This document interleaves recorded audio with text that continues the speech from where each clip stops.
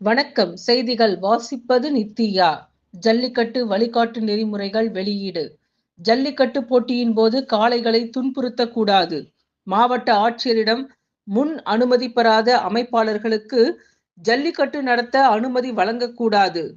ஜல்லிக்கட்டு போட்டிகளை முழுமையாக வீடியோ பதிவு செய்ய வேண்டும். ஜல்லிக்கட்டு போட்டி நடக்கும் இடத்தில் விரிவான பாதுகாப்பு ஏற்பாடு செய்ய வேண்டும்.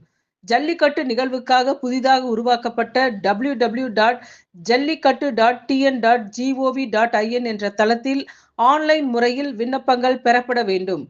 அனைத்து மாவட்ட ஆட்சியர்களுக்கும் அரசின் முதன்மை செயலாளர் சத்யபிரதா சாகு கடிதம். பெரியாருக்கு முதலமைச்சர் மரியாதை. பெரியாரின் 51வது நினைவு தினத்தை ஒட்டி முதலமைச்சர் மு.க. ஸ்டாலின் மரியாதை.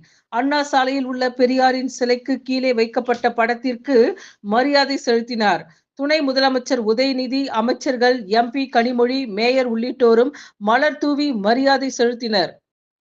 வன்னியர் இட ஒதுக்கீடு பாமக ஆர்ப்பாட்டம். வன்னியர் இட ஒதுக்கீடு சட்டத்தை நிறைவேற்றாத திமுக அரசை கண்டித்து பாமக சார்பில் காஞ்சிபுரத்தில் நடைபெறும் போராட்டத்தில் பாமக தலைவர் அன்புமணி பங்கேற்பு. விழுப்புரத்தில் நடைபெறும் போராட்டத்தில் பாமக நிறுவனர் ராமதாஸ் பங்கேற்பு. இட ஒதுக்கீடு கோரி கண்டன முழக்கங்கள் எழுப்பி திமுக அரசுக்கு வலியுறுத்தல். எம்ஜிஆர் நினைவிடத்தில் இபிஎஸ் மரியாதை. சென்னை மெரினாவில் உள்ள முன்னாள் முதலமைச்சர் எம்ஜிஆர் நினைவிடத்தில் அதிமுக பொதுச் செயலாளர் இபிஎஸ் மரியாதை செலுத்தினார். எம்ஜிஆர் நினைவிடத்தில் அதிமுக சார்பில் இபிஎஸ் தலைமையில் உறுதிமொழி ஏற்கப்பட்டது.